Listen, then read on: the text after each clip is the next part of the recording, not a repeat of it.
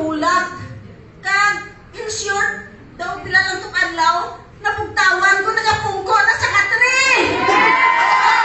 Palang ang pinong ko, anay. Until na nagabot si Ma'am Alma, haba ni Ma'am Alma at ni Ma'am Jean, paimnon sang bilog gid nga kit. So, kinsunod ko man ang ilang instruction, pinainom